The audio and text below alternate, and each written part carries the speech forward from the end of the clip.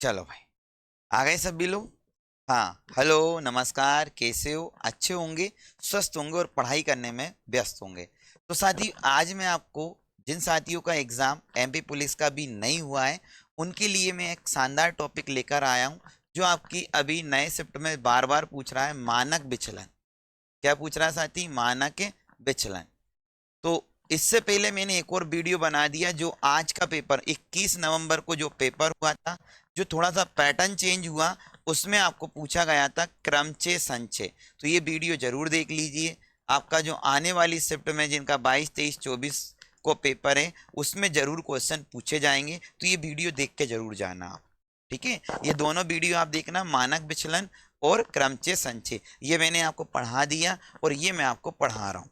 तो इम्पोर्टेंट आपकी क्लास होने वाली है मानक विचलन की।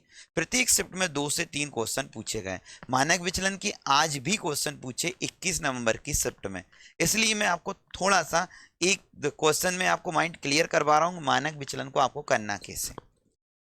ठीक है साथी, तो स्वागत करते हैं आपका अपना YouTube channel Narayan academy family में। तो मानक विचलन क्या होता है, इसको कैसे निकाला जाता है, तो ये एक सांख्यिकी का टॉपिक है। इससे पहले आपको माध्य मध्य का बहुलक पढ़ना होता है।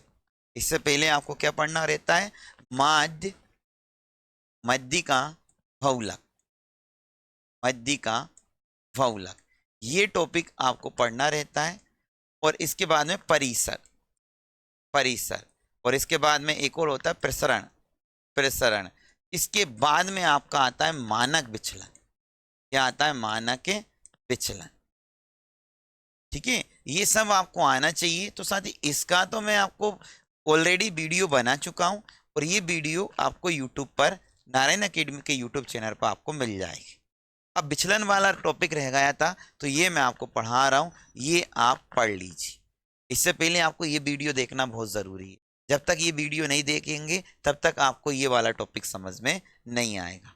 अभी आपको ऑनलाइन आपको मिल जाएगा, यूट्यूब पर वीडियो मिल जाएगा, आप उस पर सर्च करके आप देख सकते हो। तो आज की क्लास स्टार्ट करते हैं, और आज की क्लास का हम पहला क्वेश्चन आपको दे रहे हैं। जिनको आता है सभी लोगों को, निम्नलिखित आंकड़ों के लिए प्रसरण। ये क्वेश्चन मैं दे रहा हूं, एक ही क्वेश्चन में मैं आपको समझाना चाहूंगा। निम्नलिखित निम्नलिखित आंकड़ों, निम्नलिखित आंकड़ों के लिए, आंकड़ों के लिए प्रसरण, ये लिख दिया हमने, प्रसरण तथा मानक विचलन ज्ञात करना है। मानक विचलन ज्ञात करना है। विचलन आपको ज्ञात करना है। ये आपके लिए बहुत महत्वपूर्ण टॉपिक है भाई। मानक विचलन आपको ज्ञात करना है। ये आंकड़ा दे रखा है 6,8, 10, 12, 14, इसके बाद में 16, 18, 20, और एक और आपका हो गया 22 और 24। ये आपके आंकड़े दी, इसका आपको मानक विचलन ज्ञात करना है। मैं आपको एक चीज और कंफर्म कर देता हूं कि मानक विचलन आपको निकालना हो, तो मानक विचलन का फॉर्मूला होता है भाई। क्या होता है? अंडर रूट प्रसरण। प्रसरण, ये आपका होता है मानक विचलन का फॉर्मूला। ये एक टॉपिक ऐसा है जो व्यापम के प्रत्येक, मतलब एमपी पुलिस का जो पेपर हो रहा है, उसके प्रत्येक शिफ्ट में ये क्वेश्चन आ रहा है। जो भी, अब इससे पहले साथी मैंने आपको कौन सा पढ़ाया था, विकर्ण वाला भी एक वीडियो बनाया। इससे पहले मैंने आपको रेखा का वो उसका भी बनाया। किसका? अभी इससे पहले जो वीडियो बनाया। तो जो जो आपके टॉपिक आपको नहीं आते हैं ना साथी, वो पूरे टॉपिक का मैं वीडियो आपको बना लिया। रेडियन वाला जो क्वेश्चन था वो भी मैंने आपको बना दिया। अच्छा भाई, अब मानक विचलन को सीखना है, तो इस एक क्वेश्चन के माध्यम से हम कैसे सीखेंगे, और भी मैं आपको क्वेश्चन करवाऊंगा, वो आपको टेंशन नहीं लेना है। मानक विचलन का जो फॉर्मूला होता है वो अंडर रूट प्रसरण होता है। क्या होता है? अंडर रूट प्रसरण। सबसे पहले इसमें आपको निकालना पड़ेगा, देखो, इसको निकालने के लिए सबसे पहले आपको निकालना पड़ेगा समांतर माध्य। समांतर माध्य, ये आपको निकालना पड़ेगा। समांतर माध्य क्या होता है? इसी को औसत बोलते हैं। हालांकि आप देख सकते हो 1 2 3 4 5, और 1 2 3 4 5 10 है। समांतर माध्य जो निकालते हैं तो वो बीच वाला होता है। तो आपको औसत जो होता है वो बीच वाला, तो औसत बीच में कितना आ जाएगा? 15। तो इस तरीके से हमने समांतर माध्य निकाल लिया साथी। क्या निकाल लिया? समांतर माध्य। आपका जो वैल्यू जो होगी वो आपके पेपर में कम पूछी जाएगी, यह मैं समझाने के लिए आपको थोड़ा सा ज्यादा बता रहा हूँ। समांतर माध्य, समांतर माध्य के बाद में आपको माध्य विचलन चाहिए। क्या निकालना पड़ेगा? माध्य विचलन। मानक विचलन नहीं है ये, माध्य विचलन है। माध्य विचलन कैसे निकलेगा? तो वो आप क्या करोगे, 15 में से 6 घटाओगे। 15 में से 6 गए तो कितने बच्चे, ये आपको बताना। 8 बच्चे भाई, ठीक है। 15 में से 6 गए तो कितने बच्चे आपके? 9 बचेंगे। हाँ 8 बच्चे, कितने बचेंगे? 9। फिर 15 में से 8 गए, जल्दी बताओ, 7 बच्चे। 15 में से 10 गए तो कितने बचे? 5। 15 में से 12 गए तो कितने बचे? 3। 15 में से 14 गए तो 1। 15 में से 16 गया तो 1। 15 में से 18 गया तो 3। 15 में से 20 गया तो 5। 15 में से 22 गया तो कितना? 7। 15 में से 24 गया तो 7 से 8 9, ये बच्चा। तो ये क्या निकल के आया साथी? ये जो आपका आया माध्य विचलन। अगर आपको मानक विचलन निकालना है तो ये प्रक्रिया करना पड़ेगी। आप औसत निकालोगे, उसमें से ये आपको घटाना पड़ेगा। अब इसके बाद में आपको चाहिए प्रसरण। क्या निकालना पड़ेगा? प्रसरण। और प्रसरण कैसे निकालते हैं वो देख लो। प्रसरण, प्रसरण को निकालते हैं इनका वर्ग करके, टोटल जितनी भी संख्या है उसका भाग। 9 का वर्ग कितना हो गया? 81। 7 का वर्ग कितना हो गया? 49। 5 का वर्ग कितना हो गया? 25। 3 का वर्ग कितना हो गया? 9। 1 का वर्ग 1, 1 का वर्ग 1, 3 का वर्ग 9, 5 का वर्ग 25, 7 का 49, 9 का 81। ये प्रक्रिया आपको करना पड़ेगी और जितनी भी संख्या है उसका भाग दो। तो टोटल संख्या आप जोड़ोगे साथी, ये हो जाएगी 330। और 330 में आप किसका भाग दोगे? 10 का। तो ये आपका जो मानक विचलन आ गया, ये प्रसरण जो आया वो आपका कितना आ गया? 33 आया, 33। अब जाके आपको मानक विचलन का फॉर्मूला, और मानक विचलन का फॉर्मूला क्या होगा ये आपने लिखा ही है। मानक विचलन बराबर क्या होता है सर? √33। √33। और √33 का मान क्या है ये आपको पता होना चाहिए, 5.74। अगर आपने नॉन परफेक्ट स्क्वायर की वीडियो नहीं देखी तो वो जरूर देख लीजिए, जिससे कि हम कोई सा भी निकाल सकते हैं। कितना आ गया? 33। क्लियर हो गया? अच्छे से आपको ये बात समझ में आ गई होगी साथी। ये इस तरीके से हमने मानक विचलन निकाला। मानक विचलन के लिए सबसे पहले आपको औसत निकालना पड़ेगा। औसत से जो वैल्यू को घटाओगे उससे मानक विचलन निकलेगा। फिर मानक विचलन का अगर वर्ग करोगे तो प्रसरण, और इसके बाद में आपका मानक विचलन निकलेगा, माध्य विचलन। ठीक, अच्छे से आपको समझ में आया होगा। इस टाइप के क्वेश्चन आपके पेपर में आपको देखने को मिल सकता है, तो आप आसानी से कर देना। ठीक है, चलो इसका दूसरा क्वेश्चन भी देख लो। ये अच्छे से आप स्क्रीनशॉट ले लेना और अच्छे से इसको पढ़ लेना। दूसरा क्वेश्चन क्या है? इस टाइप का क्वेश्चन अगर आपसे पूछ ले तो आप ये भी कर देना।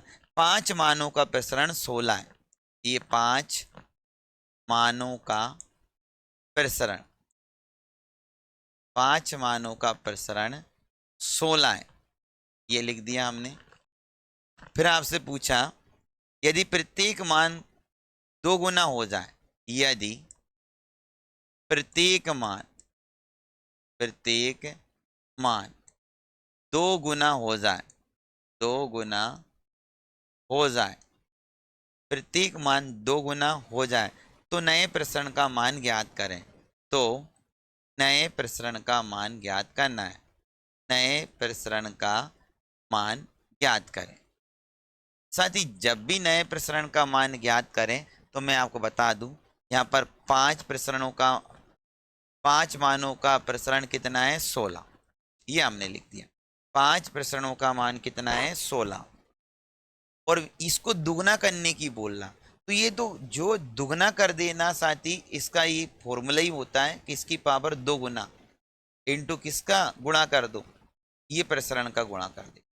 2 गुना बोले, अच्छा यहाँ 3 गुना बोलता तो मैं 3 की पावर 2 लिख देता। 5 गुना बोलता तो 5 की पावर, 7 गुना बोलते तो 7 की पावर।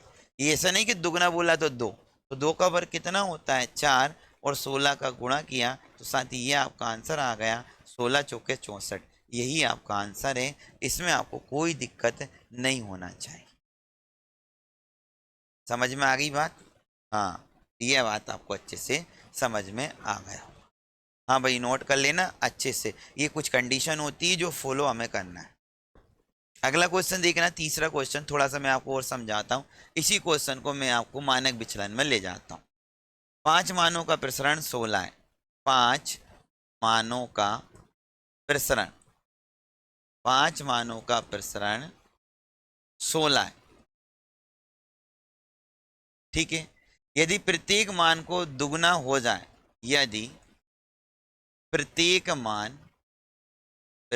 मान 2 गुना हो जाए, 2 गुना हो जाए, ये लिख दिया भाई, तो मान का मानक विचलन ज्ञात करें। तो मान का मानक विचलन ज्ञात करें। और एक क्वेश्चन ऐसे भी पूछा जा सकता है साथी, विचलन, मानक विचलन के 2 क्वेश्चन आ रहे हैं, तो आपका ऐसा पूछ लिया तो कैसे करेंगे साथी? आपको अच्छे से पता है कि मानक विचलन का फॉर्मूला क्या होता है। आप जानते हो कि सर मानक विचलन का जो फॉर्मूला होता है वो होता है अंडर रूट प्रसरण। क्या होता है? अंडर रूट प्रसरण। और 5 मानों का प्रसरण कितना दे रखा है? 16। तो इसको दुगना करने की बोला है, तो 2 का 2 गुना करके ये, तो आपने गुणा किया 4, 16 चौके कितने हो गए? 64। प्रसरण कितना आ गया हमारा? 64। तो यहाँ पर हम 64 रख देंगे साथी, और 64 का भार क्या निकलेगा? 8। ये आपका आंसर हो जाए। बताओ, किसी को कोई दिक्कत परेशानी समस्या हो तो मुझसे बोल सकता है। इस तरीके से आप इसको कर सकते हो। अच्छे से समझ में आ गया? मानक विचलन बच्चे बोले तो मानक विचलन का हम पूरे तरीके से पोस्टमार्टम कर देंगे। हाँ, ये दुगना बोले ना 3 गुना बोले तो इसकी पावर करते हैं, ये कंसेप्ट में है। ये किसमें? कंसेप्ट में। इसको आप आसानी से कर देना। ठीक है। एक और क्वेश्चन करवा देता हूं मैं। इस तरीके से अगर आपसे पूछ ले पेपर में, कुछ भी आपसे पूछ ले तो आप अच्छे से जवाब दे सकते। यदि एक बंटन का मानक विचलन 6, यदि एक बंटन का मानक विचलन मानक विचलन 6, यदि एक बंटन का मानक विचलन 6, तो उसके प्रसरण का क्या मान होगा? तो उसके प्रसरण का क्या मान होगा? उसके प्रसरण का क्या मान होगा? प्रसरण का क्या मान होगा? ये आपका इंपॉर्टेंट। अच्छा, आप क्या जानते हो? आप जानते हो सर कि मानक विचलन बराबर क्या होता है? आप अच्छे से जानते हो, अब तो जान गए होंगे। मानक विचलन बराबर क्या होता है मेरे प्यारे? अंडर रूट प्रसरण। अंडर रूट क्या होता है? प्रसरण। और मानक विचलन कितना दे रखा है? 6 बराबर अंडर रूट प्रसरण। अंडर रूट हटाएंगे साथी तो इस पर क्या चढ़ जाएगा? वर्ग। तो 6 का वर्ग कितना हो जाएगा?